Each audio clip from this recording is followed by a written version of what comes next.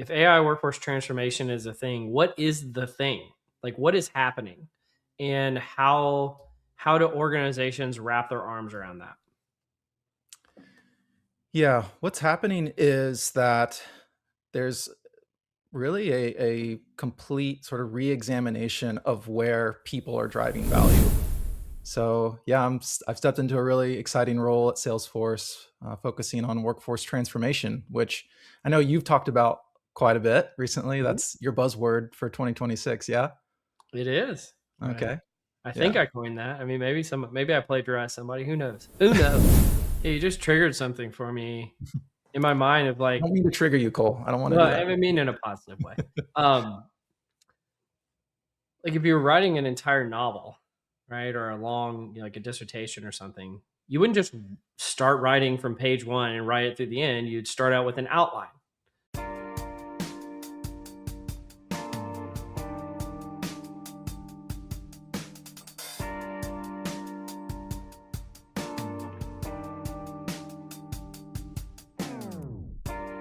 Welcome to Directionally Correct, a people analytics podcast with your host, Cole Napper, and today's guest, Neil Morelli, Senior Director of Human AI Collaboration and Workforce Transformation at Salesforce.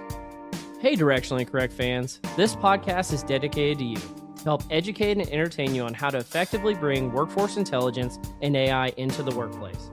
If you're looking to stay connected to the podcast, make sure to subscribe to Directionally Correct Substack newsletter, watch videos on Spotify or YouTube, or listen to the podcast on your app of choice.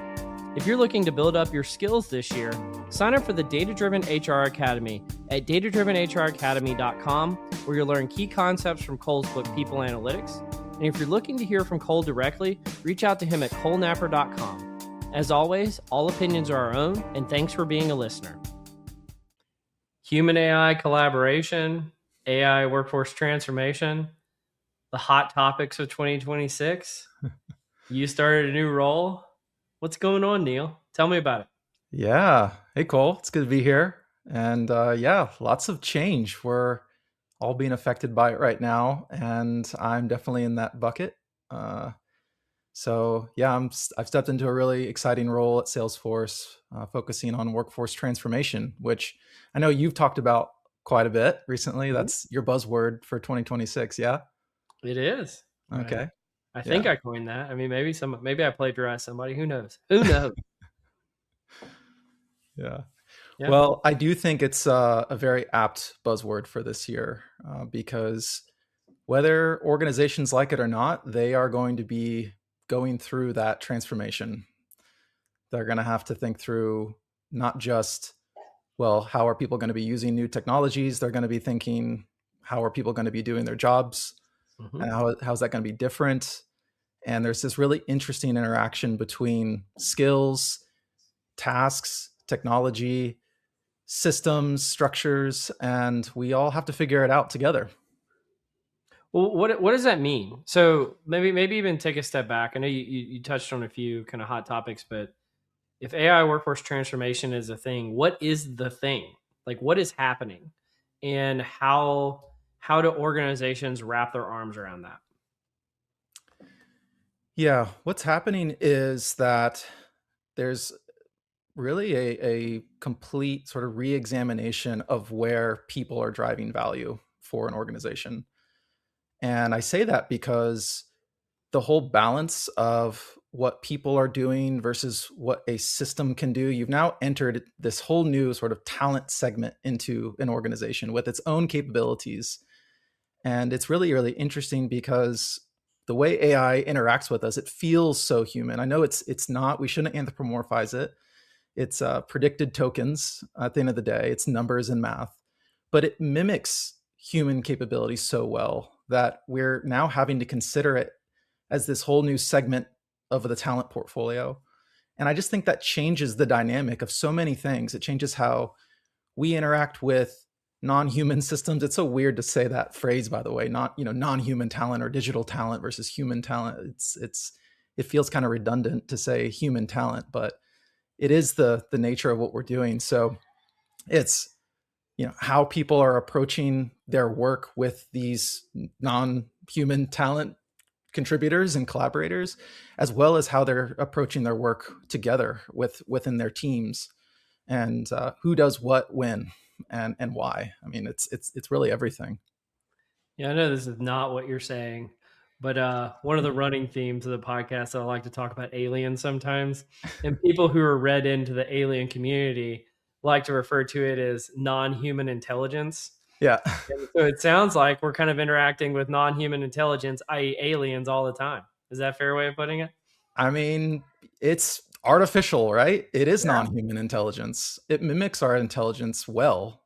It's not the same processes though, and it's not the same mechanics, Hmm. but it does replicate the patterns in how we interact and how we communicate and how we think so well that it's hard to distinguish what's, the fact that we're working with a system. Yeah. Yeah. When the first job I had in people analytics was actually a workforce planning job, but it got retitled as to workforce analytics, which meant that the focus was on the workforce. Hmm. And in that article that you cited where I said that AI workforce transformation is kind of the word of, or the phrase of the year for 2026, I also talked about work intelligence. So rather than workforce intelligence, which is technically part of my job title right now, Hmm.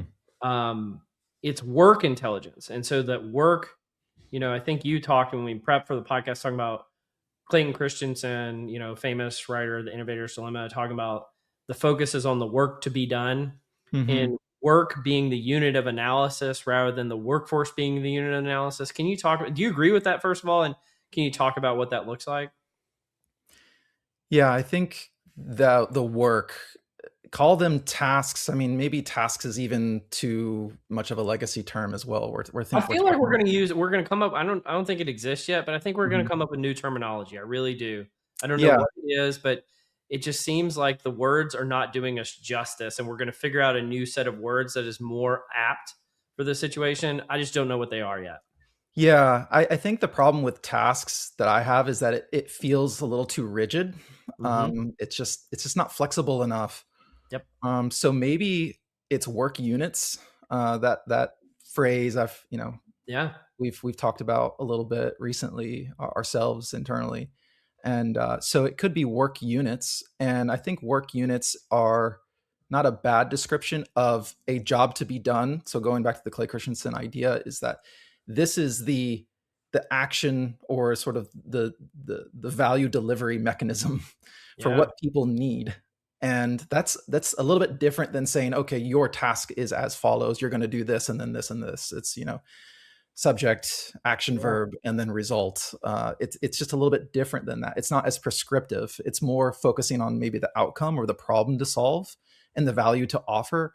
And then there are subsequent strategies and kind of tacks towards achieving that work unit, which I think is where the workforce intelligence piece and sort of the workforce portfolio comes in, is that you can have sort of a mixture of approaches to performing that work unit to provide that value, and figuring out what that mix is and what that essentially that strategy is. I think that's what we've got to figure out, and sort of provide some enough structure that we can all kind of make sense of it, and it's not just so ethereal and so in the Yeah. vapor that we lose it, but at the same time have it be fluid and dynamic enough that it can accommodate and account for this weird kind of balancing of different approaches to accomplishing that same work unit. I don't know if that makes any sense, No, but I think it does. I think you actually just solved it for me. hmm, I've been wrestling with this idea. So I've been in this kind of nexus point between IO psychology and economics now for a hmm, little bit. hmm, And I feel like it's not unique, but it's pretty rare. Not many IO psychologists have gone over to the dark side, if you will, are really yeah, kind of cross studying this. And there's this framing of work, but also many other things as units in economics, which is not kind of a comfortable way of talking about things from an IO background, but I've become more comfortable with it. But what you said about value really tracked for me. So there's always been this concept of there's like value added work and then there's overhead. hmm, And I think what organizations are trying to get to, I don't think we have a perfect measurement mechanism yet, but I think what organizations are trying to get to is instead of it being work units, they're trying to maximize the percentage of value add units, Mhm. right? In Mhm. terms of things that are value add versus overhead, which will probably always exist in some capacity. And there can be even be overhead that is AI. There's like AI overhead. Like, and so it's like human, like a 2x2 of like human and technology. And then it's like value add versus overhead. And we're going to try to maximize the right hand side of value added units for both humans and technology. And that's really what's going on here. But I don't think we've created the right terminology nor the right measurement mechanisms to make that happen. And that's like what, everyone is going towards. But it seems like you guys at Salesforce are kind of leading the pack in some ways of trying to get that direction. Is that a fair way of putting it? Yeah, I think so because it's a little bit we have more incentive and maybe more of the mechanics to measure value delivery in those terms because Yeah. we've incorporated agents into the mix and Yeah. because now agents are performing these work units or offering this value added work and because you have a cost associated with those. It's easy to kind of like aggregate and measure those at scale. Then now you have this as a something on your dashboard to monitor. Whereas before, a lot of that was being done by humans is intangible. It's hard to observe, it's hard to measure, and it's hard to quantify. But I think now we're kind of switching. I think you're right. I think we are switching to a little bit more of an economic model Mm-hmm. because we have those measurement tools now. We have that observability that we didn't before, but it makes it so that you have to have more observability or some sort of observability on the human side as well. Yeah. Exactly. And you have to have equivalent observability between humans and technology, which has Yes. never been No. a thing we even thought of, Mm-mm. right? Technology's always just been a tool in our hand. It's Mm-hmm. the hammer that we're wielding to, build something. And now it's a partner in the whole sort of dance that we play to get this work unit done, which now encompasses like a whole wider set of tasks. So it's definitely moved away from just like the pure tool definition. I love that we're having this discussion. You know, I recently wrote an article with Alexis Fink and Angela Lamathon, who both have been guests on the podcast in the past. And I think you had read it and liked it, but this is sort of we were more focused on like the measurement mechanisms and the transformative nature of how this plays an impact. But I think this dovetails well. Did you have any thoughts about that one as in addition? Um, Yeah, I think you were basically saying like here's what AI will offer towards providing that value and what it can't offer. And I think that kind of defining line is something that everyone, manager up to CEO, all different organizations, they're going to have to figure that out. And dare I say, it's the jagged frontier. It's not a straight line that's clearly separating these two things. You really have to it's going to ebb and flow and it's going to kind of change as the capabilities change and how our interaction with the tools change. But Yeah. I think just from a from an IO perspective, it's really interesting to try to model all of this out because it is so interactive. There was I was just reading and kind of summarizing a study about how there were different styles of LLM assistants in this game that people were playing. So they either had a coach that was giving reactive feedback to what the person was doing during the game, or it was an advisor being more proactive, like, hey, go and do this next. Or it was more of just, hey, I'm going to autonomously do this for you and report back. Yeah. And it was the autonomous delegate agent that was kind of taking over that was actually performing better because it was able to see opportunities and matches that the human couldn't see. Now, there are caveats to that. But the additional interesting thing was that the coach outperformed the advisor in terms of how well it kind of pulled out people's analytical thinking.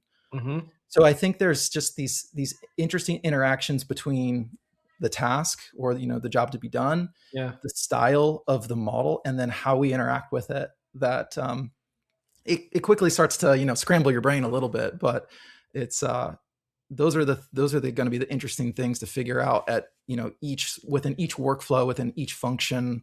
So there's so much opportunity and work for people with IO training to really approach these problems. Well, and you're doing I think a session at SciOp about this. What's the session about? And who are you doing it with? And how can people find out more if they're interested? Yeah, so I'm working with Robert Gibby and Kate Kisodi on a pre-conference workshop at SciOp, and we are going to be talking about AI-ready organizations Mm-hmm. and how there's different sort of tiers of the maturity curve that every organization's on. Where I would say it's, more of a maybe an awareness and an initial adoption up to, hey, you're optimizing current workflows, up to you're transforming your Mm. workflows and your workforces as a result. So how are you ready for each one of those tiers? So we'll be talking about that and kind of looking through some of the readiness factors and giving good stories and stuff. So if you're interested in joining, I think there's still time to join that pre-conference workshop. Absolutely. Might be sold out after this. Who There knows? you go. Yeah. Well, how did you get into AI in the first place? Like, you're an IO psychologist by training. Yeah. That's not like in the IO psychology remit, or at least it wasn't when you and I were in graduate school. How did that happen? Yeah, it's interesting. I think I've always kind of been primed for this technology meets IO world. My dissertation was on mobile testing, Okay. mobile assessment tests, selection tests, and that kind of got me into tech and HR technology. And I've worked for several startups, so I've always just sort of been attuned to what's going on in the tech space. Well, a few years ago, I was the chief IO at Codility, which is a technical skills assessment platform, and we were talking about ChatGPT because one of the best use cases for it is coding, as well as all a lot of the other LLMs. So my job was to figure out how is this technology changing the way software engineers operate and the skills that are required, and then how we assess them. So for a couple of years, I just kind of dove into this space and just started to appreciate it more and seeing the potential. One of the things that really jumped out at me at the time was the citizen development. This idea of vibe coding. We didn't have the term vibe coding just yet when I was studying it, but now since vibe coding's become a thing, so it's kind of interesting to see some of those anticipations bear fruit and be a thing. But then I kind of took that experience and got into the AI training business with a business called Workplace Labs. And we were doing AI adoption and literacy training for HR folks and teaching people how to build their own assistant. So it was much more kind of tactical, practical, bringing it into your own world. And so that's, I think, what kind of prepared me for this role at Salesforce now, kind of thinking more at that enterprise level. So, did your IO training prepare you for that? And what's the value of being an IO psychologist in 2026? So yes and no. I think the IO training did prepare me to appreciate and understand and sort of know about the mechanisms that we're talking about. So demands, needs, fit. We're basically talking about that, where you have demands of the job and needs that people have coming into the job, or demands, capabilities, and how those all kind of interplay and interrelate to one another. I think IO psychology training really helps you start to break jobs down and know how to break jobs down well. That was important for understanding the skills implications and hiring, talent assessment implications of technology change at Codility. But then I think it was also helpful in adopting AI tools, because one of the biggest mistakes people make using these tools is that they give it too big of a job.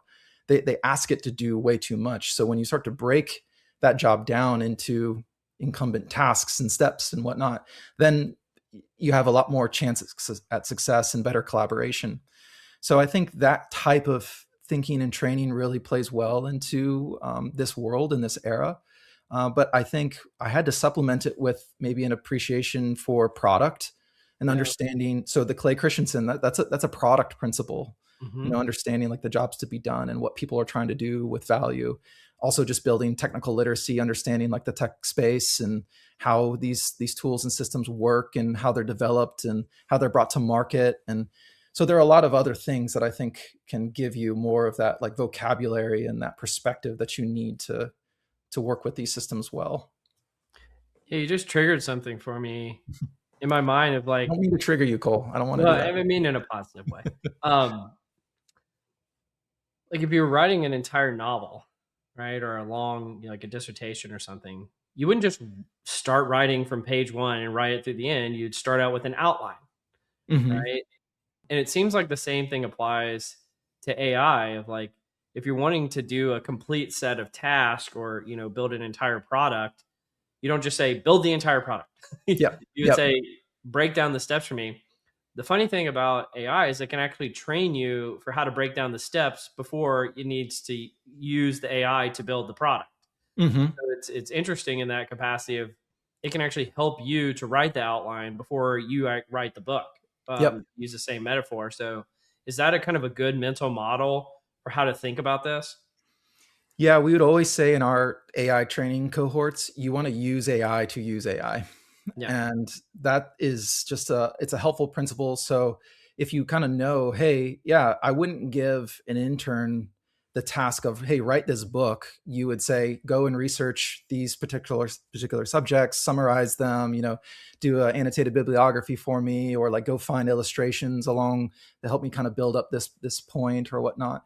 You would give it more specific guidance. And if you don't know how to get started with that, with a given task or job that you have to get done, then it helps to give that context to the model and ask it for support and ask it to help you break things down. So we would even, come up with custom GPTs that would help people do that and kind of employ these mental models to help people think through it that way. And I think that's just not that we're pulling on the how do you use AI well thread too much, but I do think embracing and understanding mental models and frameworks is probably a better use of time than studying and trying to learn all of the specifics and mechanics of, say, prompt engineering. I think a lot of, at the end of the day, if you kind of know, hey, one of the mental models is if I have a conversation with a model, I want to get assistance trying to summarize how I've used it that I can then take into another session with me. Or say, I want to take this sort of thought partnership session and get it to write a prompt that I can then use and apply going forward. So you can rely on the model to do some of that heavy lifting for you if you've kind of approached it in the right frame of mind. Yeah. I think that makes a lot of sense. And it seems like this topic of like AI workforce transformation, it's bringing together multiple topics. It's bringing together, traditional AI research with people analytics, with traditional change management, workforce transformation, and even things like workforce planning. Yep. What's the relationship and why do people that are doing kind of maybe legacy people analytics need to learn more things about workforce planning to be a part of this transformation? Yeah. Well, I know that we see just a coupling and a close partnership with workforce planning as being really central and key to enacting the change that we want to bring. So we can study future jobs, we can identify skills, we can set up learning paths to get people into those roles. But at the end of the day, at least within a large enterprise, you need good workforce planning to say, like, here, business unit, here's how you should be thinking about it in terms of your location or your headcount planning, or where you want to start to shift people into these new roles, and how you do that. And ultimately, that type of thinking connects back to business goals and business objectives and hard dollars. So I think it's a natural combination and a natural partnership to bring sort of the experimental, almost academic rigor and thinking of redesign or job analysis or skill modeling and competency modeling into the world of business. So I think that's really, really key. Um, but I see it as being really important for IOs to learn more about this, because to be honest, I didn't fully know or appreciate workforce planning. I know you've done a couple of roles in workforce planning, so maybe you can tell us a little bit about how you got into that field. But I underappreciated it at first. Yeah. Yeah, I think it's almost back to this economics point where workforce planning is where the concepts of supply and demand meet the workforce, Mm-hmm. Mm-hmm. right? And for whatever reason, the first time I learned about that, it made perfect sense. I Mm. never took an econ class in undergrad or graduate school. I never knew anything about it. Frankly, I'd always gotten, you always hear these horror stories from people in different majors, and they're like, "Oh, econ is the worst." And so I was like, "All right, I'm never gonna learn anything about that." And then I got out into the working world and realized, like, I love this stuff. Like, this is Mm. super interesting.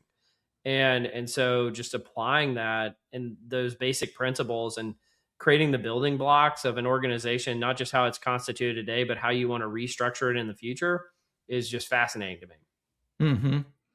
And maybe it connects back to what we were talking about earlier around thinking in more kind of economist or economic terms around work units and Mhm. value and all of that. And so if you can bring an IO perspective, which I think adds like an important qualitative element to workforce planning. So around the proficiencies of skills and current capabilities and readiness and preparedness and maybe even engagement and motivation. Like if you could pair that type of like rich thinking with the economic toolkit of workforce planning, then you've got real information to think strategically. And this is something that is just kind of unfolding and emerging in my mind, is that I think from a workforce planning standpoint, like the conversation tends to be more around like the finance component and Mhm. the kind of the economic Yep. implications of everything. It doesn't necessarily scream talent strategy to me. But if you can bring the skills piece and some of those other kind of qualitative elements to it and the economic side, then you have the inputs that you need for a strong talent strategy that can be more prescriptive and more proactive rather than reactive. I think that is so well put. And the interesting part about it is it's like people usually index too much in one direction or the other, and you have to do both. You have to index towards the financial side, the headcount planning side, but you've also got to index towards the talent side. And it seems like people usually want to neglect one or two of the three of those things Yep. and just based on their own pure personal curiosities. And kind of similarly, like I realized like I should quit taking people's advice. Like the other, the other class in undergrad that everybody told me, oh, you never want to take that. And I ended up loving was statistics. Yeah. So Yeah. I love economics. I love statistics. And both of those were things I almost never took because people are like told horror stories about it. So I was like, maybe I should just quit listening to other people. Come up to your own conclusions, right? Make your own Exactly. opinions. Exactly. Well, Do you have any Yeah.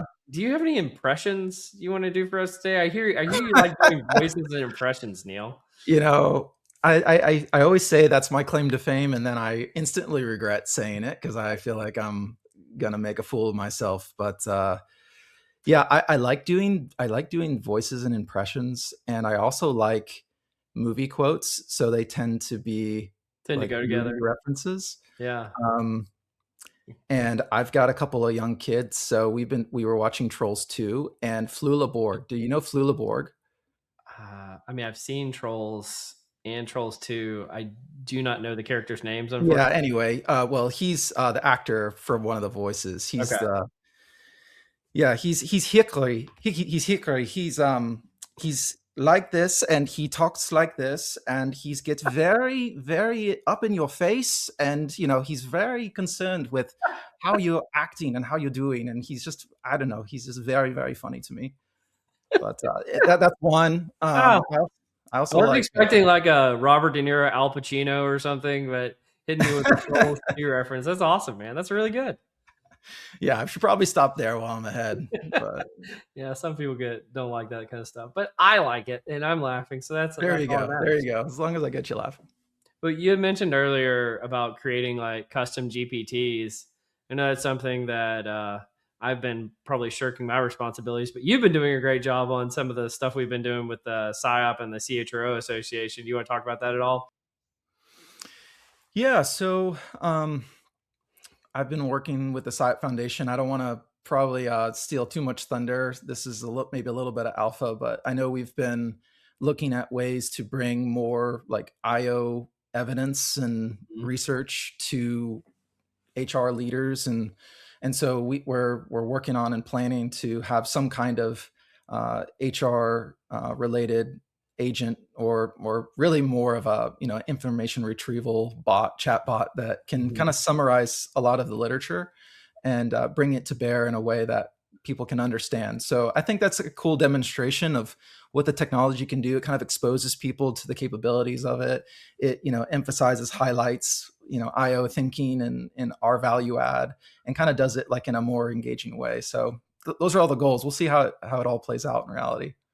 Well, honestly, the most fascinating thing to me through this experience, in addition to just creating something that will be of value to HR leaders and CHROs in particular, has been the ethical discussions we've had about intellectual property and who can utilize things and what is considered a ground truth resource, all of which I think are discussions that every organization should be having. And so to me, Hmm. almost the journey of it has been the most insightful thing. And so hopefully, once we get past the alpha phase, we're able to kind of share some of those learnings with the world as well. But it's been fun being a part of that with you, Neil, and other group of just rock stars, frankly, in the IO space. I typically don't name people in the podcast who haven't been on, but includes people like Fred Oswald and some other names that I won't share right now that are just amazing. But do you want to join me in Cole's Corner? Yeah, let's do it. Welcome to Cole's Corner. Let's do some Cole's Corner. All right. So start with some rapid fire. First question I've got for you is, if you weren't a practitioner, a founder, a leader in this space, what would you have done with your career? And would you have been working at a Porsche dealership? Would you be selling things on eBay? What would you be doing? Oh gosh, yeah. I think you're mentioning that because that was one of my earliest jobs out of high school was selling Porsche parts on eBay, and so I think I've always just kind of been drawn to small business and entrepreneurs and kind of people that are scrappy and all of that. So I feel like I would probably be in that category somehow, maybe a small business owner of some kind. Who knows? Who Well, knows what I'd be I mean, doing? you've been one of the. I always like to say, like, looking for like good examples of who's creating the next generation of like IO powerhouse companies, and you've been an entrepreneur in multiple contexts. Like, what's the motivation there, and what should other people that are IO psychologists be doing that? Well, I think it's something that other eye psychologists should at least consider and explore. I don't want to generalize and broad brush people, I want but to generalize. I think they should be doing it. All right, you continue. well, I was just going to say I think a lot of us in IO are I don't know, risk, maybe more a little more risk adverse. Like we look for evidence, we look for hard data, and we want to make very considered moves. And we have a very very well respected social or professional society and all of that. So people want to make the right decisions, and I think entrepreneurship feels like a wrong decision to a lot of people. But from in my experience, I have not been steered wrong by trying some of those paths and those avenues, whether that's joining a startup or a earlier stage company or trying to do something on my own. I've actually done a few different ventures, at least trying them on my own. And I've always learned something that I wouldn't have learned otherwise, that I think give something additive to my skills and my perspective. So I just don't really see a lot of downside. I think people kind of focus and fixate on the downside of going entrepreneurial, or at least trying it. But I have not encountered that yet. Yeah, I can't reiterate that enough. And I also want to say I eat my own dog food because by the time this podcast comes out, I will be making an announcement of a startup I am joining. So Heyo. that's exciting release. Just depending on the timing, I'm not going to say who it is yet because I don't know exactly Oh, when this is going to I come have out. to But know. that's going to Yeah. be exciting news. And it's there was a whole generation, academics to the side, a whole generation of practitioners that are psychologists that work for, the leading firms that were founded by psychologists. Well, guess what? Those leading firms were started by entrepreneurs, Mm-hmm. right? Mm-hmm. And one of the things that I've heard a lot of IOs complain is that there's not as many IO firms around for them to go and work at when they leave graduate school. And it's like, well, it's because there's a whole generation of entrepreneurs that are missing, and we need to relearn that skill and reprioritize that as something that is not only an option to you, but a desirable pathway. Yeah. So again, I'll get off my soapbox there, but I do like to say I love meeting people like you, Neil, who kind of practice what you preach, and I want to get back in the game again, if as they say. So Yeah, you got to report back. Let us know how it goes, what you're learning. oh, definitely, I will. Well, next question I got for you is, what's the place you've never been to that you most like to go, and why?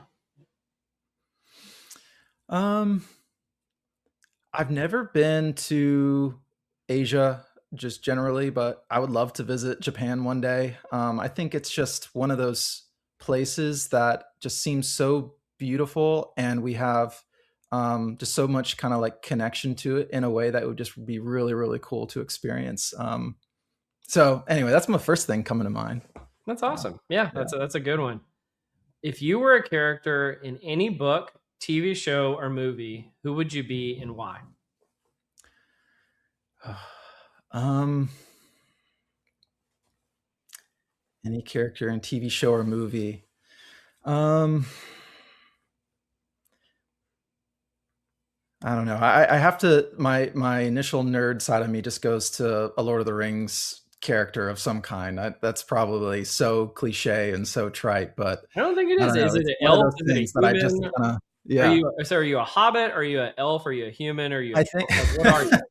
I mean, who doesn't want to be like an elf? But I think there's something to the hobbits. You have to give it to the hobbits. They're plucky. They're scrappy. We were talking about that earlier. That no one sees them coming, and then they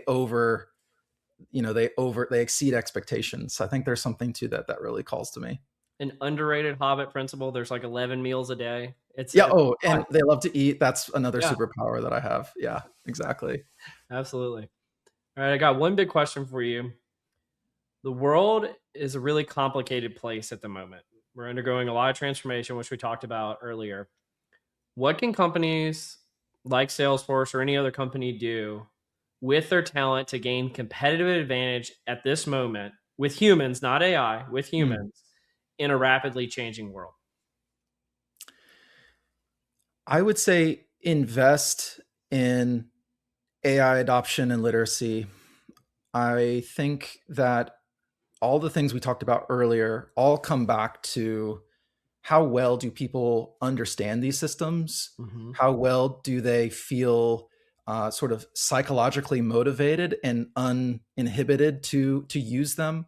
So, by all means, like clear the path, figure out the governance, get the data, have the access, all of those things, yes, but people really need enablement to see how these tools interact with their day to day, what the capabilities are.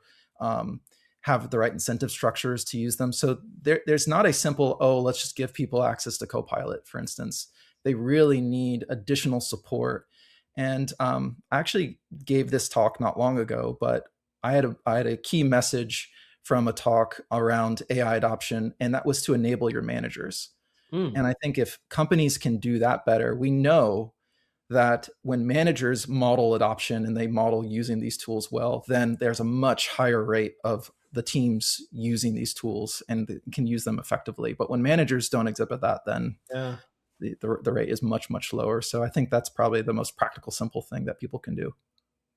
Well, I don't know if it was on purpose, but that is an excellent tee up for our first What Am I Reading article. All right, so let All me right. pull it up really quickly. So I didn't want to make you overshare about the work that you guys are doing at Salesforce, although I know it's cutting edge and awesome and everything. So what I wanted to do is the first article I've got is about another tech company. So Yep. Kelly Jones is the chief people officer at Cisco, and she wrote Cisco's journey in AI workforce transformation. And I think she talks about one of the things that you just mentioned. So just a Mm-hmm. cursory overview of some of the key findings that they found at Cisco when trying to roll out what they're doing in terms of people intelligence and getting people to use AI tools is first, AI powers better employee experience, which I think is a nice thing. They said driving AI adoption across our workforce. And one of the things that they found is leaders who use AI amplify adoption. So something that you were just mentioning. Another Yep. interesting point, flexible work environments support AI usage. Hadn't heard that before. So that was Mm. interesting. And then designing effective AI skills strategies. So most employees are learning by doing so, using AI to use your quote from earlier. And then leaders are needing more tailored support. Mid-level employees are seeking more specialized AI skills, presumably for the specific things that they're being asked to do in their roles.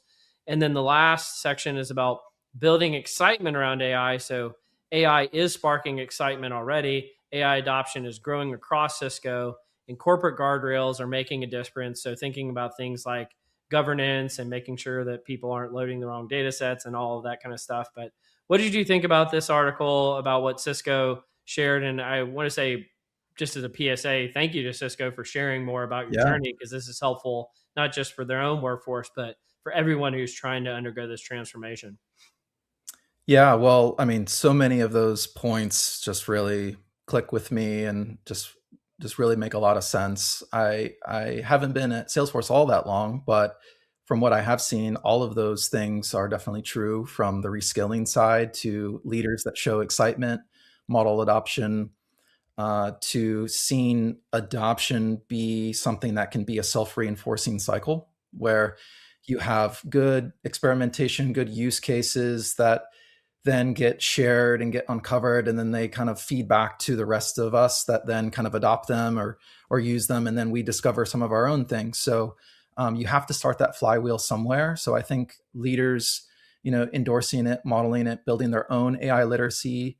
Salesforce, we have this. Our team has been working on AI fluency and the AI fluency playbook. Everyone can Google it and take a look at it, but some of the things around, hey, yeah, you need people to use it and activate their access to AI, but then they also need that exposure so that their sentiment becomes real and becomes more positive. And that's something that we talked about in our AI training a lot, is that there are real psychological barriers that I understand that people get a little bit hesitant about. But the answer is not to lean away, it's to lean in to the technology. So all of those things really click with me. Do we understand enough about why people lean away from it? I think there are good surveys, and I think people tend to focus on the negative side to it. So I think there's been a lot of ink spilled around, um, the fact people are hesitant and resistant in some cases. They are fearful that if they use it, then they diminish their value in the eyes of their manager and their organization, because it feels like cheating or whatnot. People talk about being over reliant on AI, so they don't want to do that. But there are interesting studies. There's one that I quote all the time, which looked at how when there was more enterprise level AI adoption, it reduced psychological safety among people. And when you reduce psychological safety, then you increase things like feeling depressed. You just feel bad about going to work. But the thing that mitigated that relationship was that when leaders are transparent around the capabilities, they support their teams in using these tools, then it kind of disconnects this reduced psychological safety. So all that to say, like, I think we need to understand more of those Yeah. psychological patterns and drivers and whatnot. So we do need more research, but from what I've seen, even though the headlines might scream, oh, when you use tools, you're more likely to be burnout, work intensification, and lower psychological safety, and all of this, there's usually an answer to it. There's some way to address it, and we have to do that because there's so much capability and potential with the technology, but we have to address the psychological side too. Well, it sounds like the AI mandates that come down from leadership sometime about you must use AI or Mm. else may be counterproductive in terms of their impact as well. Is that a fair way of putting it? I think so. And I want to say, I don't have the exact stat on my fingertips, but I want to say that mandates without that additional support and enablement just don't really fly. They just are not successful. Um, so I think that's a fair way of saying it. But I also think that it's something that you need to really, understand and be listening to people as well. So you can kind of meet them where they're at, because everyone's different. There's no just sort of, one size fits all approach. You have to understand where people are coming from. That's been one interesting kind of observation of working with different groups internally for me, is that every unit, every team is kind of on a different part of that adoption curve. So you take a different strategy and approach depending on where they're at. Yeah. I think there's an interesting point here, which is like we've done some research about like AI data centers. And Mm. there's like two competing narratives that are going on that almost never overlap with one another. One is, you've got to upscale the generation of power and AI data centers. And this even has like geopolitical implications and like the AI race and how this is like a net good for economies and countries and that we have to go as quickly as possible. And then like local municipalities are having this separate conversation about like, well, it's going to make our power bills go up. And are they going to make us run out of water? And, what are these doing to the environment? And it's like the two conversations are happening almost in these silos. And it feels some way like that conversation overlays to the workforce and AI usage. And like we're saying, you either must use AI and AI is a universal good. And then employees are saying, are they trying to automate my job, and what's in it for me, and all these kind of things. And just today, which again, this will be old news by the time the podcast comes out, but Block, which is Jack Dorsey, who was the founder of Twitter, his other like crypto company or payments company, I'm not exactly sure what they do, laid off 40% of their workforce. And most of these announcements where companies are coming out and saying, oh, we're doing layoffs and it's AI is to blame. It's actually not true. But in this case, it is true. They're saying this is strictly focused on like their software developers. And they found that the coding tools made their software developers that much more, productive. And so they're solely laying off 40% of the workforce, which is the largest layoff that percentage wise they've seen in the S&P 500 yet. And it is solely due to AI. And so, I mean, these questions are right to be asked at the moment, right? Yeah. There's an interesting blog that came out that got a lot of press and The talk, Citrini research one. Was that? The Citrini research one about the 2028. I know which one yes. So there's actually been a couple of blogs that have gotten a lot of like movement. That is one of them. The other one was Derek Thompson, I believe. We Know Nothing. Oh yeah. That was the name of the blog. And I think that's probably the only thing we do know right now is that we don't know how it's going to play out. It could be in a year's time saying, yeah, every company is reducing their software engineering core by 40% because they can do X, Y, Z. It could also be that they're increasing it by 20% because now they can do so much more with the headcount and the staff that they're unlocking and finding new opportunities in the market, new ways to serve customers, whatnot. And they're wanting to accelerate that. So we just don't know. And that's kind of a little bit of a cop-out answer, but it's probably the closest one to the truth. Yeah, that's fair enough. That Citrini research will like demolish the stock market too. So yeah. I read it. I'll be honest with you. I didn't even agree with most of it, but I got depressed reading it. I was like, wow, this is super depressing. And I think that was one of the points in the We Know Nothing blog was that when a blog post can just completely shift the market, just the vibe of the market, then it shows that people really don't know. They're not focusing on first principles. They're just focusing on, their emotional reactions to it. And looking for the inside scoop on payroll? Whether you're a payroll pro or just curious about your paycheck, we've got two podcasts you cannot miss. It's About Payroll delivers the latest trends for payroll pros, and It's About Your Paycheck is here for employees, breaking down pay and rights in simple terms. Two great shows, two great hosts, and endless insights to keep you informed and empowered. Subscribe now and elevate your payroll knowledge. Brought to you by Work Defined, where payroll meets people. And if listeners, if you haven't heard any of this stuff that we're talking about, more power to you. Like you're probably in a better mental space than me and Neil. So this is good stuff. But, well, let me hit you with the next one. One of the things that I really try to do when I bring on guests is I find a lot of interesting stuff in my own day-to-day existence. I have nobody to talk about it with. And then I'm like, oh, I've got this amazing guest coming on the podcast. It'd be the perfect person to talk about it with. And so I love bringing this stuff up. You've got a background somewhat in the selection and kind of assessment space. And so there's a recent journal article in the International Journal of Selection Assessment called Why Personnel Selection Should Target Job Performance and Well-Being. So historically speaking, job performance, assessments for pre-hire selection have been almost exclusively focused on, can you select for job performance before someone is hired? And in this new article, these international researchers focus on selecting candidates for performance, but also targeting things like well-being alongside that. And so they're looking for things like ethical responsibility, legal and economic drivers, performance not equating to well-being, active applicants versus candidates that are passively assessed, and sustainable hiring. Did you get a chance to read this one? And if so, what did you think about it based on kind of your experience in the assessment space as well?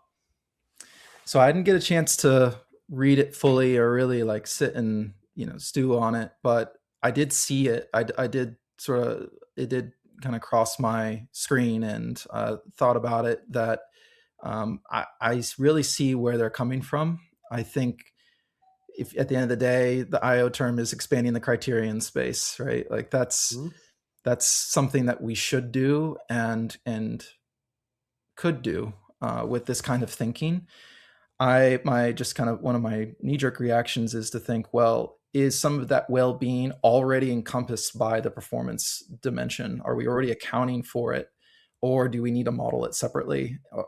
Is there, collinearity there? Is there, redundancy there that we don't really doesn't really offer us much? That would be one of my first questions. I don't know if they address that. Did they talk about anything like that? They're able to. You got it, man. This is directionally correct. We don't read articles. We read headlines, right? We judge books by their cover. By their cover, yeah. Yes. Nice. By the abstract. So this is good stuff. I do want to point out a few things. First of all, I love the drop of multicollinearity. Hey, there you go. We've touched that word in a while on the podcast, so well done. When you are not selecting for one thing and you start to select for multiple things, one thing that comes into play that I don't think these authors really address, because I think it's awesome. Like if you're going to select for performance, yeah, absolutely tag well-being on there too. Like that sounds awesome. But you also have to think about, you have multiple competing objectives right now. And when you have multiple competing objectives, what do you maximize for? And I don't think that they necessarily address that within this research, because are you going to get to the point where you have a compensatory model where somebody is like 99th percentile in well-being and first percentile in job performance, and is that an ideal outcome? I don't think necessarily so, right? And so they don't really, it sounds good in theory, but in practice I think it's a little bit more complicated. And the other thing that I think about in relationship to this is it legally defensible? There's a lot of really good laws that go into say that job relatedness, which is where what's upstream of job performance, is the reason why these pre-hire assessments are legally valid, and why things like the eightfold lawsuit, which we've covered recently on a podcast, is legally probably on dicey ground. Again, I'm not a lawyer. Don't sue me, eightfold. But that's something that's being litigated as we speak, but it's probably on more dicey legal territories because it lacks job relatedness. And what they, I think, fail to address here is well-being job related? I'm sure there are probably instances where that's true, but you probably need a good job analysis to determine that. And I don't know if they necessarily advocate for this. And so one of the things I try to do is to give like a good faith argument for why something is a good idea, but also give a good faith criticism of it too. So I think that this is a really interesting and provocative and novel notion that they're putting forward, but I also think that they need to be prepared for the logical criticisms that come from it too. So what do you think about all of that? Yeah, I think you're spot on. I would also add that as an assessment practitioner or leader, I would really want to make sure I understand what the predictors of well-being are, and that they don't start to drift into this. It's almost like a medical examination, which we know is just completely out of bounds and not appropriate.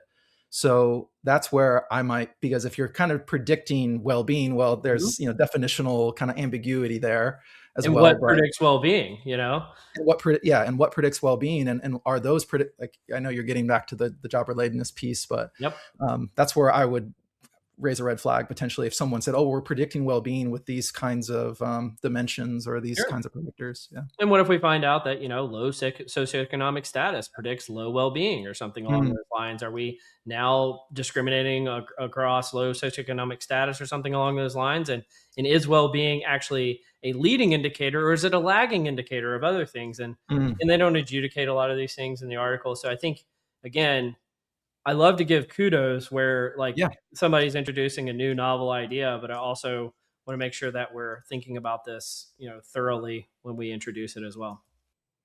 One more quick thought is I do think that there's a world where we need to predict the, what is it called? Not the maximal performance, but the typical performance, right? Yeah. And I think the well-being piece does play into the typical performance. Is it sustainable? Like you can see what people can possibly do on, we had coding assessments. Yeah. What's your sort of maximum ability to solve this coding problem? But with AI too, we know about work intensification, and we know that you have to find some kind of sustainable means of working. Yeah. And so maybe it makes sense to incorporate something like that if it's done right. That's such a good point too. I think that's one of the things that graduate students don't realize before they've had like a quote unquote real job, is how much of work is just, is it okay when you walk down the hallway, is somebody cool to make small talk? Like how much of like your performance review is just like, are you the person people would like to go get coffee with or not?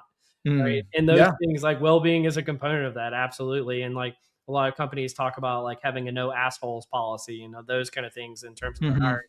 And so they are interrelated. So it's not like there's no efficacy there. And that is something that probably is quote unquote job related.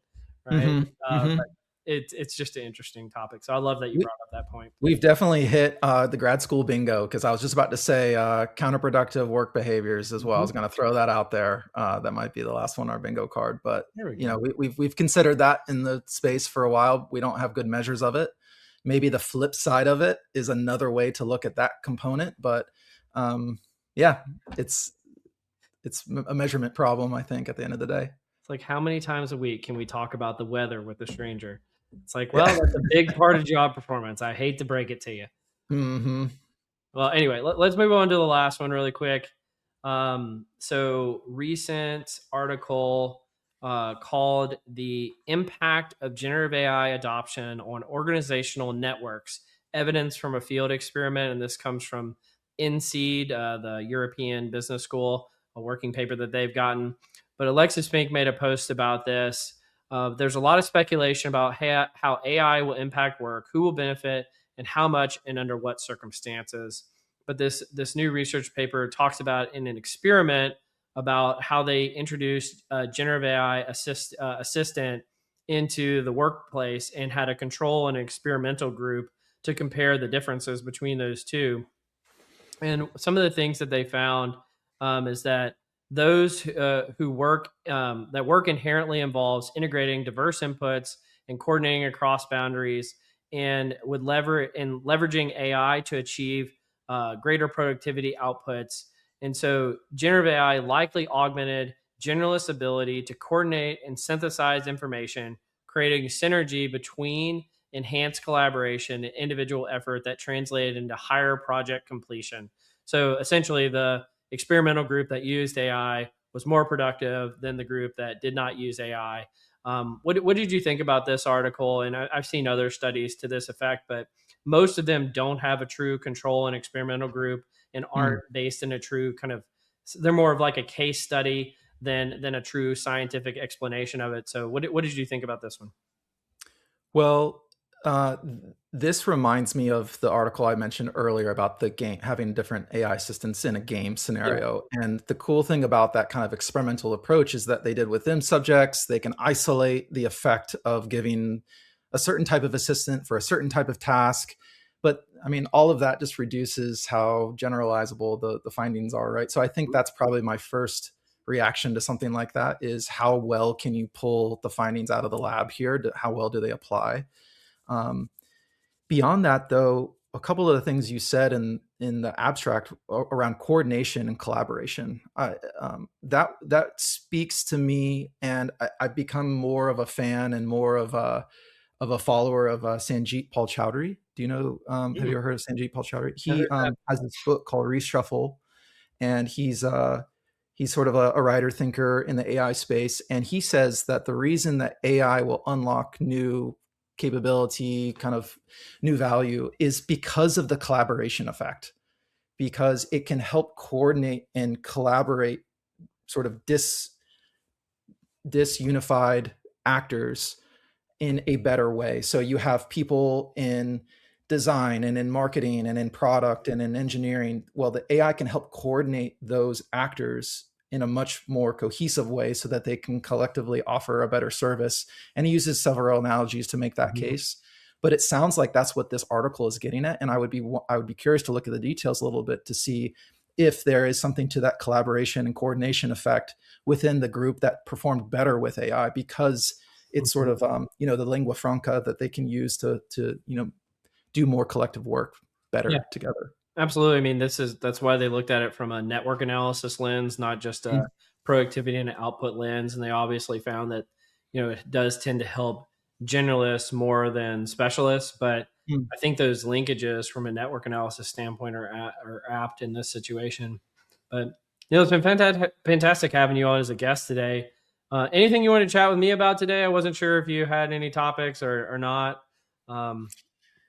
Well, I know maybe you posted it, maybe I'm imagining this, but there's been a thread that's gone around saying I think it was a Reddit thread that said, oh, the analytics that the AI has been doing are completely wrong and someone's going to get fired because of it. Did you see that one? I have seen that post. That was hilarious. Any thoughts on that?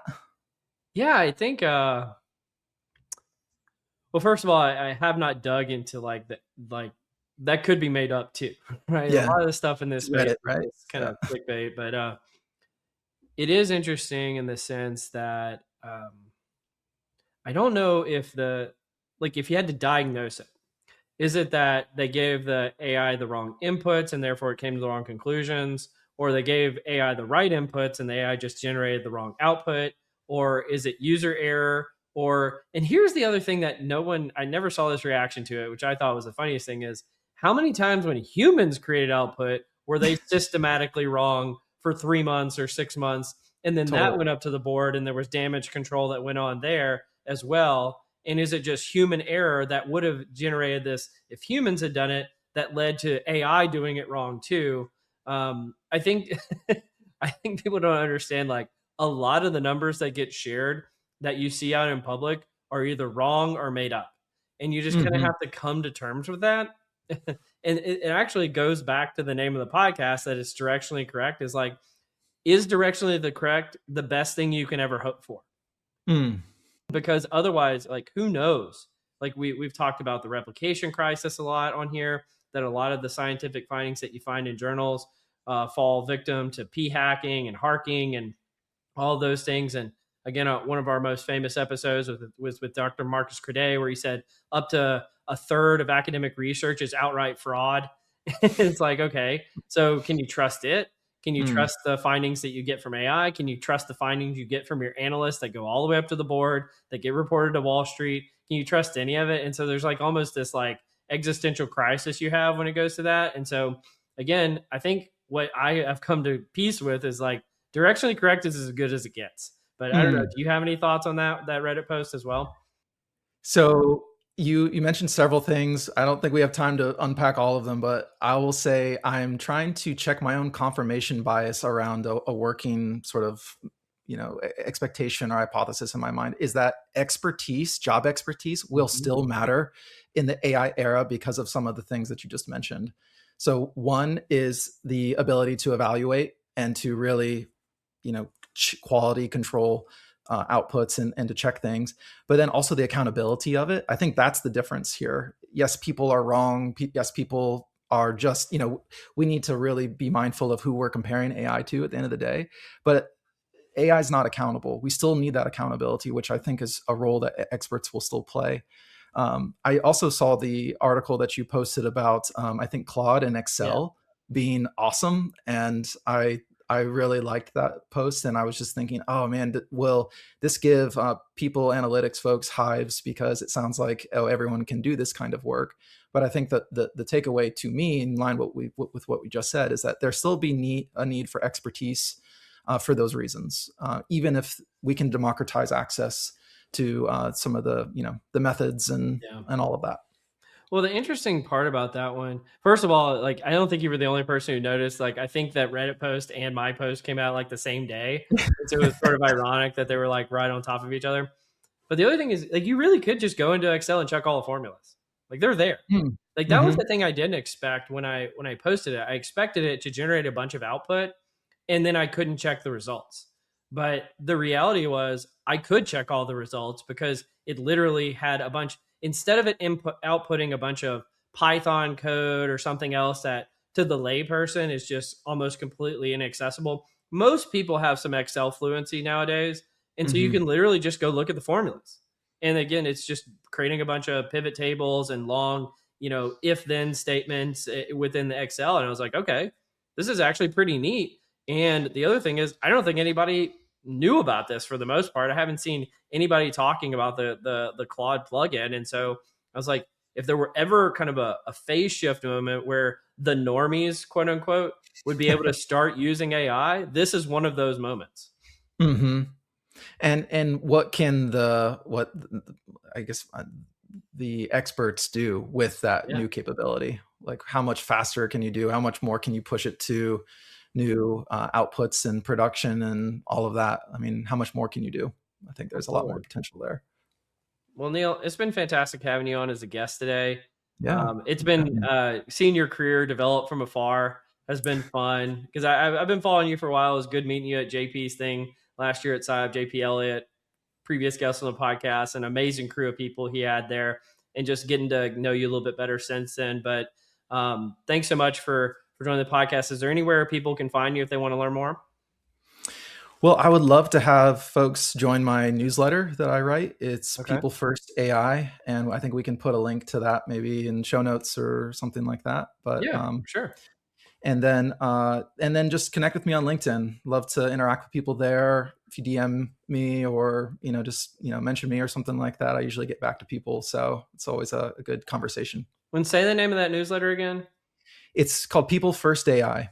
Okay, is that peoplefirstai.com or something? Or it's peoplefirstai.news. Okay, if you want to find the website there. Fantastic. Well, thanks again for joining, Neil. You've been listening to Directionally Correct, a People Analytics podcast with your host, Cole Napper, and today's guest, Neil Morelli. Thanks for joining me.